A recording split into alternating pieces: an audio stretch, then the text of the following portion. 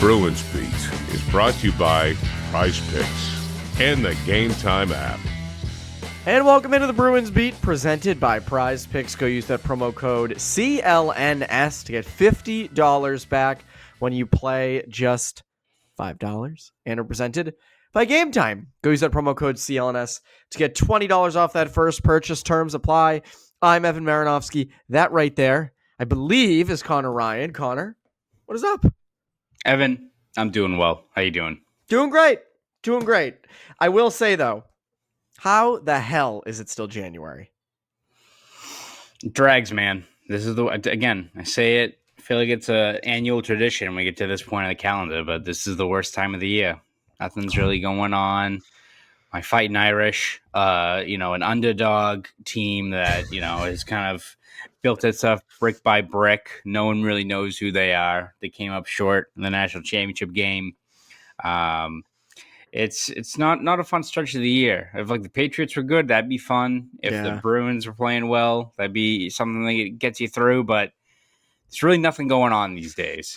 It's not that great right now. Get me to April, and I'm not even a big spring guy. But if I can start walking around in sweatshirt and shorts again, then we know better days are ahead. But we are far from it.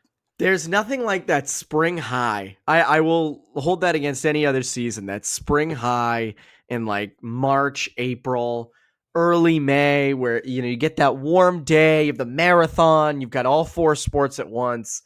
It's so good. And I had a men's league game at 7 a.m. on Tuesday morning, and going out to my car, it was 7 degrees at 6:30, and it's oh man, this is tough. This is tough. And I'll always say, for us, our busy seasons, I like that this is our busy time. These are our busy times because I wouldn't want them to be in, June, July, and August. That wouldn't be very fun. I'd rather, what else would I rather be doing in January than a lot of hockey? That's what this time of the year is for. Yes. And yeah, growing up, Patriots were always really good. So this time of year, it was gearing up for the AFC Championship this coming week, and then probably the Super Bowl the week, 2 weeks later. So not anymore. Not anymore. Those days are unfortunately long gone. At any rate, Bruins surprisingly have taken 7 of their last 8 possible points, which doesn't feel that way. It does not feel that way. I want to preface with just because of one little 5-minute stretch there kind of throws soured cold the water and all that, whole thing. Just soured it all. But 7 of 8. But that's not what I'm focusing on. I'm not focusing on the positives. I'm not. I'm looking past the smoke. I'm looking past the facade that this team really should be trying to retool or sell, in a sense. And I thought Fleur Shinzawa had an interesting piece in The Athletic before Monday's win over the Sharks. Almost not a win. Very close. Again, 6-3 is not indicative of that. I was going to say, don't let that final score reflect what that game was. And again, against a team that has a lot of great young talent. A lot of fun to watch San Jose. That team is on the right track. And as much as we talk about the dangers of a rebuild and how long that could take, Mike Rizzo did an awesome job there. So, but for right now, this San Jose Sharks team, not exactly a daunting test for the Bruins. And it's still, they had to really kind of right the ship pretty quick there in that third period to get away with the win. So sorry, I kind of hijacked your sentiment there, but I would love to talk Sharks. I was pumped. I was so excited on Monday because Will Smith scored. Lexington, Mass native, Junior Eagle, Sebs alum, BC alum, local kid through and through. Another Bruins draft miss. Should have drafted Will Smith. Shake my head, Don Sweeney. How dare they miss him at 4th overall? Brutal. Should have been worse. But again, he's not stolen all the headlines out there. There was that Golden State Warriors. Who was it? I think it was the Warriors who put Macklin Celebrini on the screen, but only him, and Will Smith was right next to him. Yes, that was rough. I think Smith's going to turn into a really good NHLer. Skill guy, consistent point getter. I think he's going to be a guy, is he going to be Celebrini? Probably not, but just a good, solid top 6 center or potential wing. I think it's also interesting because with the Sharks, they're at the bottom of the league again this year. Do they, they're going to have a top 3 pick. Do they go with they probably should go with a defenseman in the top 3, I would assume, because you have Celebrini, you have Smith. Be fun to get Haggs out there. Be like the most East Coast, Massachusetts kind of team, but not. I don't think that's going to be the route that they take. But in terms of the route that the Bruins take, Fluto wrote an interesting thing about sort of the data coming out of Saturday's debacle, 6-5 loss to Ottawa. Through 47 games, the Bruins have a .532 points percentage. That's number 10 in the East. They have a -23 goal differential, second worst in the East, ahead of only the Penguins, which are another team that looks like it's headed for a complete sell-off. Yeah. Opponents have outshot them in each of the last 6 games, 239 to 154. Attempts, 511 to 309. Since the holiday break, the Bruins have recorded a positive all situations goals for share in 1 of 11 games per natural stat trick. And the power play is number 30 in the league at 13.3%. Penalty kill is number 24 at 75.7%. Sunday's practice, the number 2 unit featured Jordan Osterley, Vinny Lettieri, and Matt Patra. And you guys know the deal with those 3.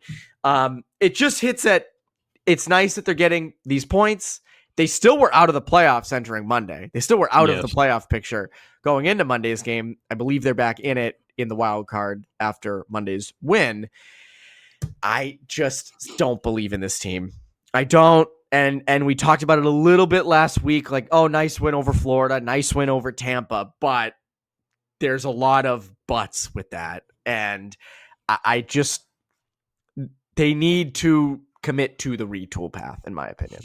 Yeah, I mean, I think that game on Saturday against Ottawa just officially broke my brain, Evan. I think that was the one. Because, again, as you said, like, if they take care of business, and they were really bad to stop that game as well, like, down 2-0, came back, and, like, for the final couple minutes of that game, you're like, man, I'm not ready. Like, even if they won that game, if we recorded, and they didn't have another game on Monday, and we did our usual schedule on Monday, even if they won the game against Ottawa, I would have been like, oh, they're right in the ship, but you beat Florida in the way you did. You beat Tampa. You come back and take care of Ottawa, and you have scoring from a whole bunch of guys. Lettieri, Beecher, Pastrnak continues to play really well. Swayman bails you out when needed to in that game. Yeah, Swayman had a great game against Ottawa. I mean, he did a lot of saves. So, like, he's playing well. So that was like another game where it's like, listen, you haven't dragged me back in yet, but man, like, they are starting to, I think, fight through adversity and get results. And man, that is the worst. Well, we got 1 point out of it ending to that game, right? Like, you look at the stakes involved against Ottawa, a team that, if they get 2 points, they bump you out of the playoff spot. It's just the way that game ended, the lack of attention to details, the amount of guys that just didn't execute, made ill-advised dumb plays in crunch time. You have Elias Lindholm, your top-line center, who could not clear the puck like 4 or 5 times on Ottawa's 4th goal. Coverage, everything. That game, like, and the way that game ended just broke my brain. So, like, you know what? I don't think this team's it. Like, and again, they can still be, I think a lot of people felt that way after that loss. Yeah, that one. Twitter. Yeah, just the way that game was, the stakes involved in the performance, and how close you were to, I think, putting together a really impressive win. Like, fun game, like, a lot going on. Like, again, we've actually had some entertaining games here recently, which has not really been the case. I have to imagine Thursday's game against Ottawa is going to be also very entertaining. The Bruins might be gassed because they're playing the Devils the day before, but that game, I think, signaled to, as you said, like, listen, they can still somewhat be a fun watch. They can still, who knows, if Pastrnak and Swayman just heat up down the stretch this year, maybe they can even sell off a piece or two and still be somewhat fun to watch and competitive. Who the hell knows? But if you're not looking at this as a team that needs to ship off some players and retool and get something going, because, again, you look at this team and how they're built, and something I mentioned to Ty, like, a retool is obviously, I think, the only option over a rebuild, but you're also in a spot where if you go into this offseason with a purpose, with a clear sense as to what you need to do, you could be back next year as a team that is very strong and competitive if you really reshuffle some of the pieces around your foundation. Like, you're already not even a step, 5 steps ahead of other teams that are looking at retools or rebuilds, because you still have David Pastrnak, a 60 goal scorer who's 28, right? You still have a 26-year-old number one goalie. You have a 27-year-old number one defenseman. Like, you're not the Penguins where you've got foundational pieces, but they're all 37, Yeah. like, so if you're the Bruins and you're able to see, identify which guys aren't going to be here for the long haul, which guys, can get you a draft pick, or even if it's like I guess you kind of have to navigate kind of a fine line, but even if you're moving out roster players to get players back that can either help you now or especially for the future, like I don't think JT Miller fits into that category, right? Because you probably have to give up a first. But like, if that's a guy that if you bring him in for the purpose of helping you out now, but especially the next couple of years, and listen, he's not Pedersen. He's I think already 32, if He's not 32. about to. But if he's helping you out the next 3-4 years, or 2 to 3 years rather, but 31, excuse me. He turns 32 on March 14th. in March. Okay, yeah.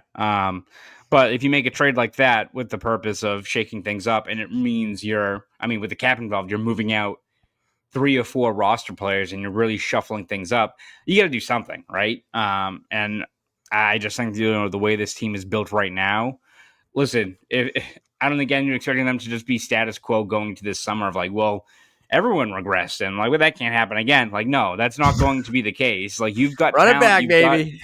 You've got a foundation.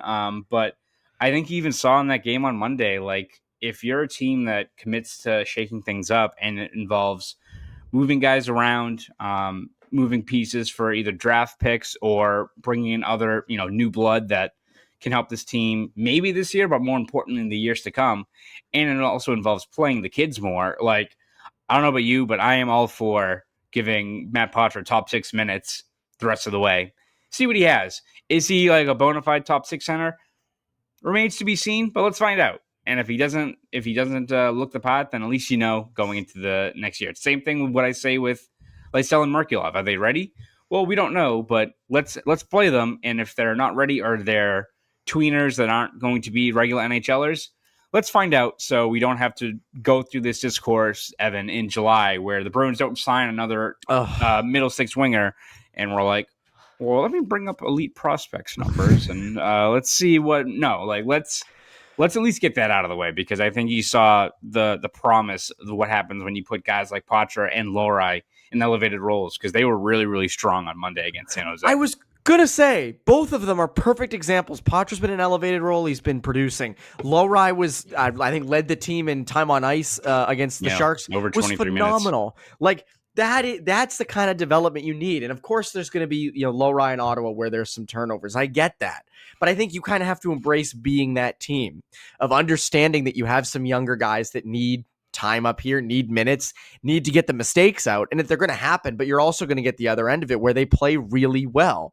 and they have just such a higher ceiling than a lot of the guys you have on the roster. And it sort of hits at your point of like, you have the foundation. I think it hits at, you don't need to tear the whole building down. You just need to do a little bit of remodeling, and you need to supplement that core better. The pieces around the core have underperformed greatly this year. And, I was talking about this with Ty as well last week. Like, things get crazy around the deadline in terms of prices and all that stuff. And I think, again, people look at the Bruins roster and go, oh, they can't get anything for anybody. Well, you're telling me, like Ty brought this up to me, and I love this idea. You're telling me that a playoff team out west, doesn't need a right shot defenseman and won't be looking at an Andrew Peeke or Brandon Carlo and won't be willing to give you a lot for it. And obviously Carlo would get a lot more than Peeke, as he should, right? But like, even if you're just doing reasonably, like Andrew Peeke, a second round pick, is that crazy? Like Morgan Geekie, a guy who's proven he can fit in a top 6 and score and play with good players. You're telling me there's a team out there that doesn't need that and wouldn't give you a lot? Like that's what I don't understand, is you do have pieces that you can get legitimate stuff for. And it goes back to a quote Cam Neely gave last week. We've gone all in a number of times over the past 10 years, and rightfully so, and we got to be smart. If you do it again, you've got to know that your team has a good chance of a deep run. You don't want to go all in and then not really feel confident that you're going to have a deep run. And I think one of my worries over this stretch where like, okay, they got 7 out of 8 points, is if they keep kind of doing that, not that you're always going to get 7 out of 8 points the rest of the year, but if you keep winning and you keep kind of finding weird ways to win and getting outshot and all that stuff. I still am not going to sit here and be like, this team can go deep. But the worry is that they end up doing okay over this next stretch, and then they buy at the deadline, and they don't do anything in the playoffs. Like, that to me is my biggest worry.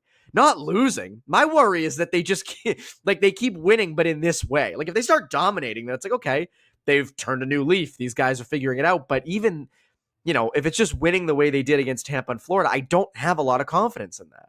Yeah, I'd rather you roll the dice, right, of like selling off pieces. And listen, if you sell off like a Frederick or a Geeky or a Peak or stuff like that, or shake up the roster, and it gets you draft capital or different set of players, and Swayman still goes on a heater and Pasternak's playing like he does, and you still seeing the playoffs, then you get the best of both worlds, because you make the playoffs and you get bounced in the first round, but you at least did some of the job of retooling and bringing in draft picks. Then you did your job, right? I feel like that people would digest that and be pleasantly surprised, as opposed to, like, as you said, people would still be pissed, but of course, but like they'd probably think you didn't sell enough. But if you did that, then it's the best of both worlds. If you sell and you miss the playoffs, well, people have already kind of expected that, and you've at least got a jump start over what should be a busy offseason in terms of retooling the roster. But as you said, like, especially this year where so many teams aren't really out of it, like even like the Rangers, like look at like Montreal that was dead in the water, and now they're 2 points behind the Bruins. The fact that there are so many teams that are not completely out of it right now also means that few teams are going to be selling, and teams are going to be desperate, thinking that they're one or two pieces away. So, like, who the hell knows what a Frederick or a Geeky or a Peak or someone like that could get on the market. So I think you have to be cognizant of that if you really don't think this team has what it takes, and we haven't seen much to prove that this is a team that can go on a deep run, I don't think there's anything wrong with selling off pieces and kicking punting on this year, knowing full well that you're starting the process, that with just a few maybe tweaks or a bold trade or two, you can be right back in the picture and be kind of what you thought you were going into this year, which is a team with a really strong foundation with a lot of pieces that are ready to contribute. You don't have that this year. I think it's pretty obvious, but you can get that if you just go in with a purpose moving forward. And that's okay that you don't have that. It's okay. They've made the playoffs 8 straight years. But something that's always okay, and it's great, is Prize Picks. Prize Picks is the best place to get real money sports action with over 10 million members and billions of dollars in awarded winnings. Prize Picks has made daily fantasy sports accessible to all. You just pick more or less on at least 2 players for a shot to win up to 1,000 times your cash. Run your game all season long on Prize Picks. And the big game is almost here, and it's now or never. Don't miss out on the last football game of the season with Prize Picks, the best place to win cash while watching the big game. Prize Picks is also giving away a free pick for the big game, where one of the starting quarterbacks will only need to throw a single yard to win. If you're correct on at least one more stat projection, you can win real cold hard cash, that's what we're here for. Check out the promos tab to tail any of our Super Sweat Millie winners. Big game lineups. If you tail a lineup that goes 3 for 3, you can win a split of $1 million in promo funds. PrizePicks, again, as I mentioned, also offers MasterCard for quick and easy deposits into your account this sports season. In terms of the Bruins, which is what you guys care about, Pasternak's rolling. Won 3rd star of the week last week. Definitely one of those stories that I think people missed. So again, he's rolling. Swayman saves. A lot of shots on net. A lot of shots against him. So if Swayman's in net, you can definitely go more on saves for him. So I think those are the 2 right now that I like. I like those a lot. So download the app today and use code CLNS to get $50 instantly after you play your first $5 lineup. Again, download the app today and use code CLNS to get $50 instantly after you play your first $5 lineup. Prize Picks, run your game. Run your game. Staying on the topic of Retool, there was a piece in The Athletic by Shayna Goldman that hits on something you and I have talked a lot about over the last month, and that's the Capitals. How did the Washington Capitals of all teams get back in it? They have an older team. Like, how did that sort of come together? And the story is how the Capitals retooled on the fly and the lessons for other middling NHL teams. And you won't believe this, but one of those middling NHL teams is you, the Bruins, which I would agree. And here's what they did. I won't get into I encourage you to read the story. I'm not going to get into the commentary, but I will get into what the Capitals did. Started with a trade between the Bruins and the Caps. You guys might remember this. The Capitals moved out 2 pending free agents, Garnet Hathaway and Dmitry Orlov, in exchange for a 2023 first rounder, a 2024 third, a 2025 second, and the legendary Craig Smith. Craig Smith, people forget. A few days later, Eric Gustafsson and the 2023 first rounder acquired from Boston in the Hathaway and Orlov trade were sent to Toronto in exchange for up-and-coming defenseman Rasmus Sandin. The moves continued with Marcus Johansson getting flipped to Minnesota for a 2024 third rounder. And then veteran center Lars Eller was shipped out to Colorado for a second-round pick in 2025. Again, Capitals took themselves out of the playoff picture and slid down to 13th in the Eastern Conference with an 80-point finish, but that retool on the fly helped set them up for a turnaround when it seemed like their playoff window was starting to close.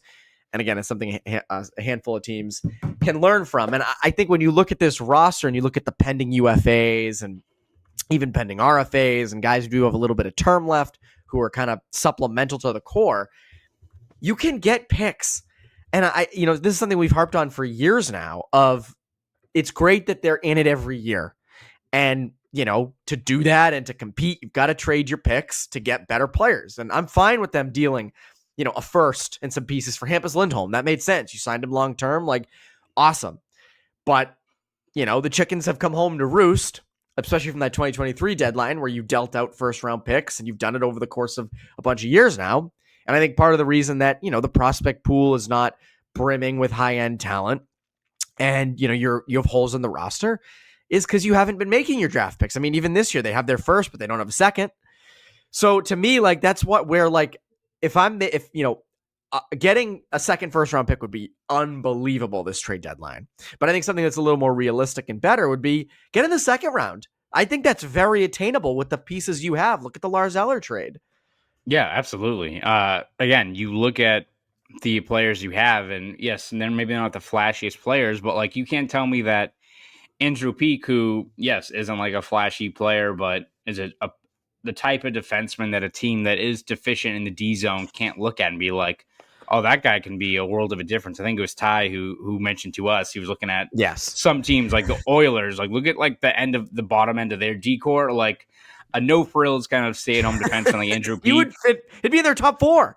Yeah, exactly. So listen, if there's teams that are desperate, and it goes to just the way the market's going right now, the amount of teams that are probably looking at their roster, maybe surprised or encouraged by how well their team is playing, but they're like, we are a steady defenseman short or a physical winger. I look at a guy like Frederick, right? That I have to imagine his market is going to be pretty impressive. And listen, it's not been a good year for Frederick, but even a month ago when he was really struggling and wasn't really finding his game at all, you had Elliot Friedman, one of the more plugged in guys across the NHL, being oh, a lot of teams are really interested.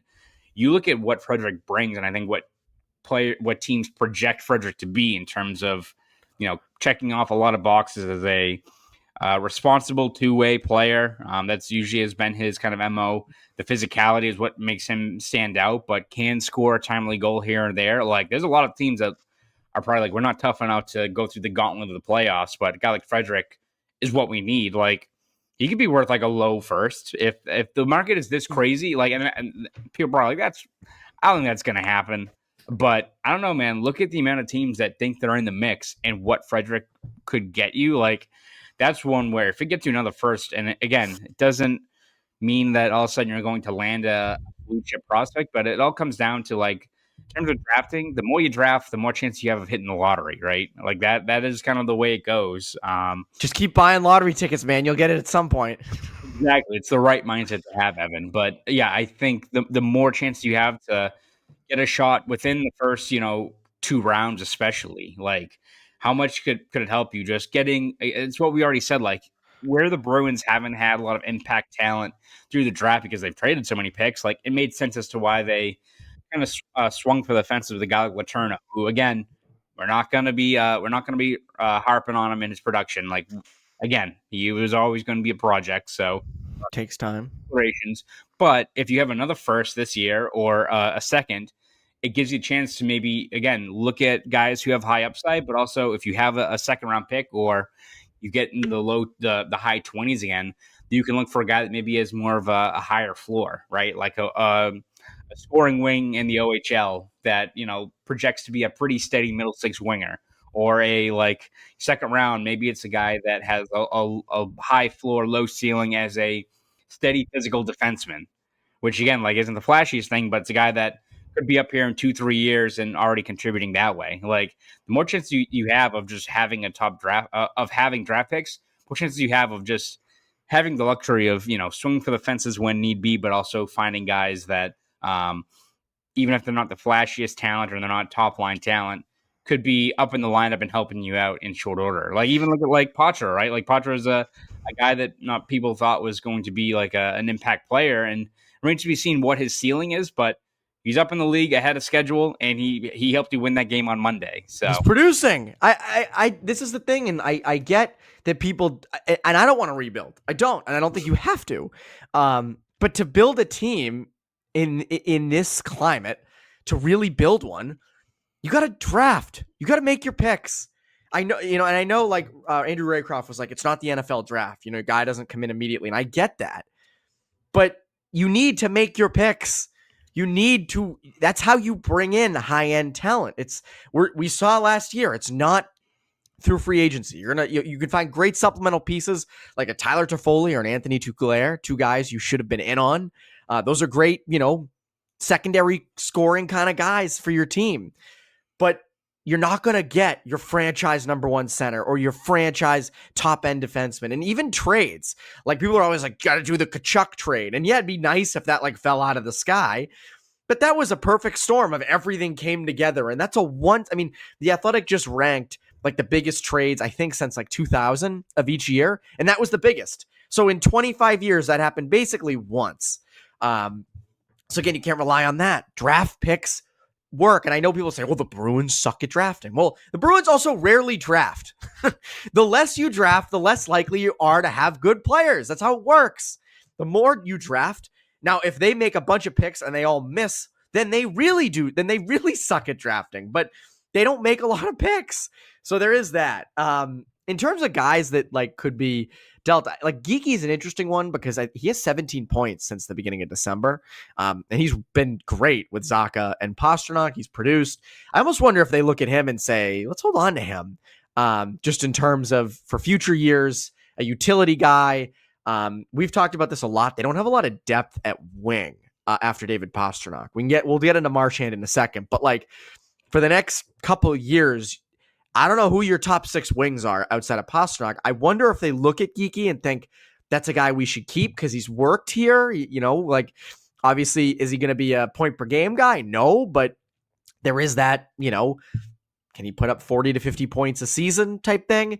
I still, if I could get something legit for him, I would have a tough time holding on to him. What about you? Yeah, I think it just depends on what the market dictates, right? If another team wants to give you a first in this wacky market, and again, it remains to be seen how exactly it plays out. We still got a couple of months to go. There can be a lot of teams that bottom out, but I think they'd like to keep a guy like Geeky, but also if someone knocks you over with a pretty impressive haul of picks or something like that, you could also look at Geeky and say like, all right, well, we identified a guy that was producing with limited minutes. Like you look at his numbers, and I think a lot of teams could be like, oh, we could get something, going with him if we gave him a legitimate shot outside of the fourth line like Seattle did.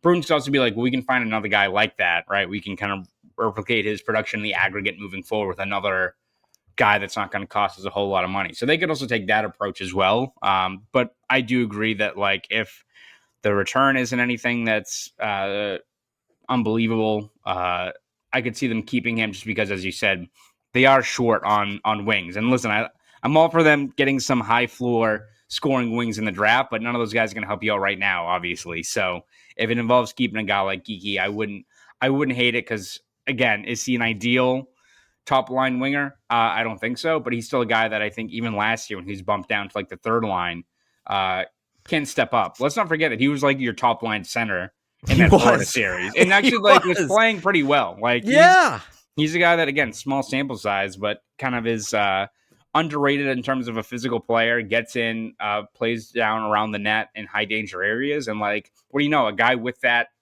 DNA or that mindset tends to do pretty well in the playoffs. I agree. It's fun talking about retools in January. It really shows you where we're at in terms of everything.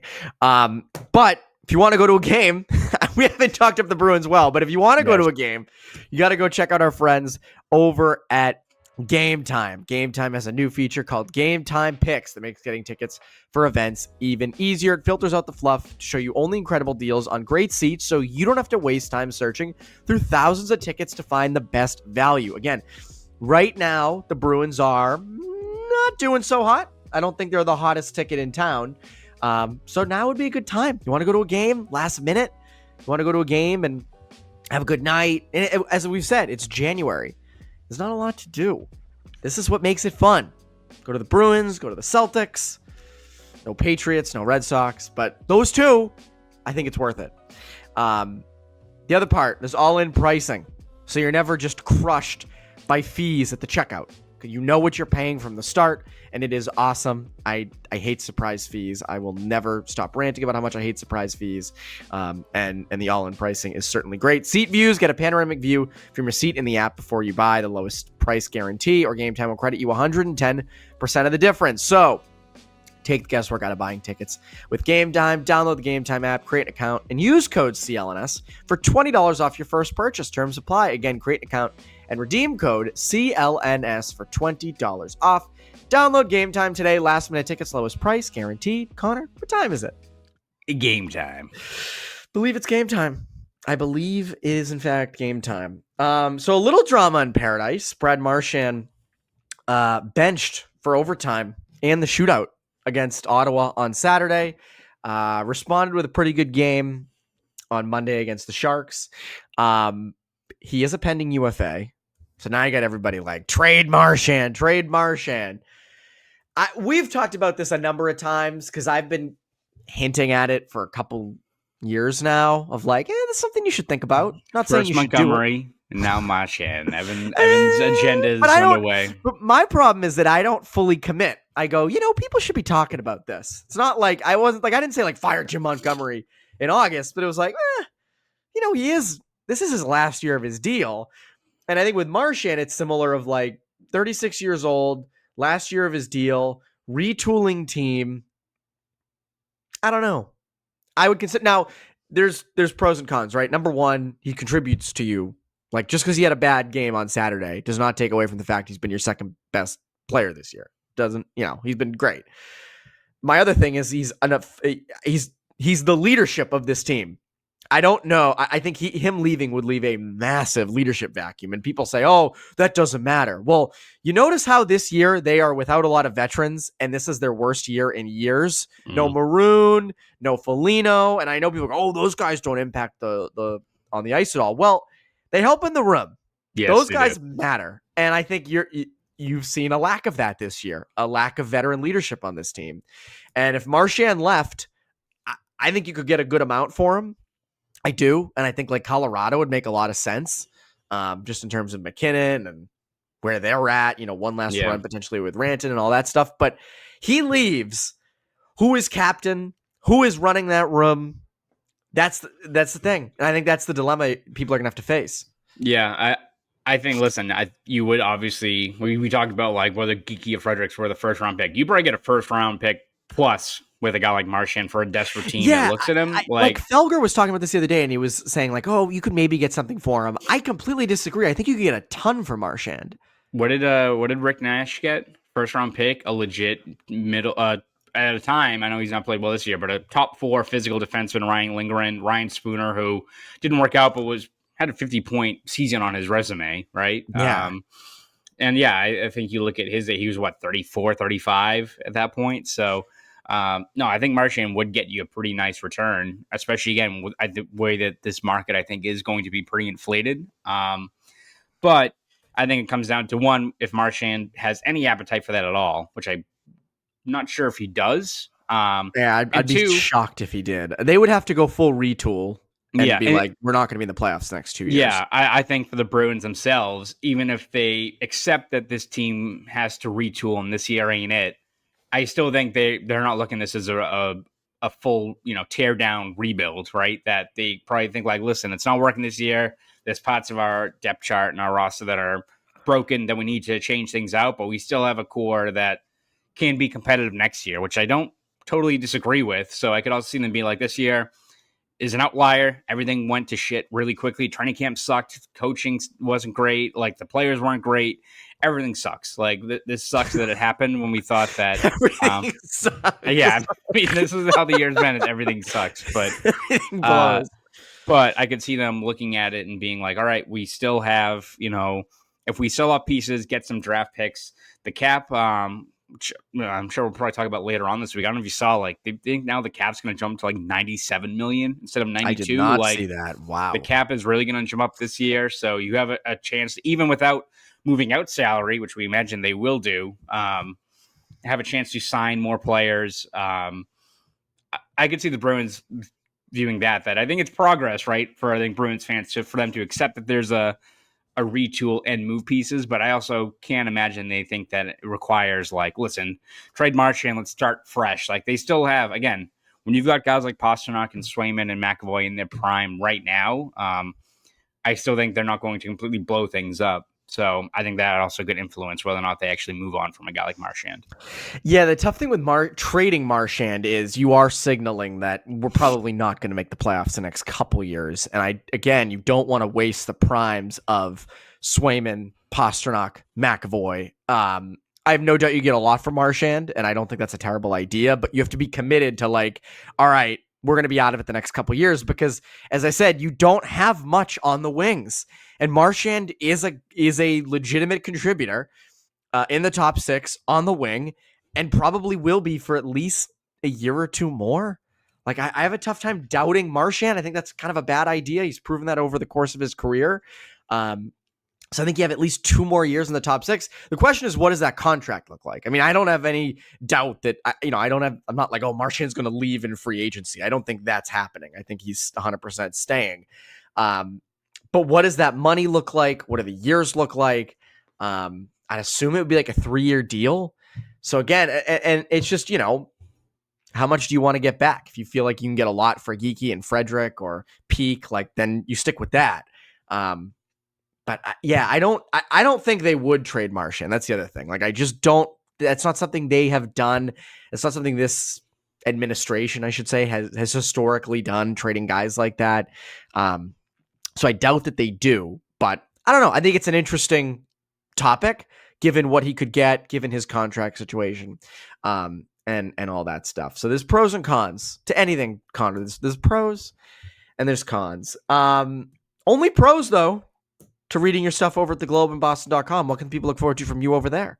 Yes, Evan. You can read my stuff over at Boston.com and the Boston Globe. They've covered every step of the way this Bruins season with recaps, features, columns, breakdowns, all that good stuff. You can also follow me on Twitter, X, whatever it's called, at Conor Ryan _93. Go do all that. That's Conor Ryan. I'm Evan Marinofsky. You Bruins Beat listeners, have a great rest of your week.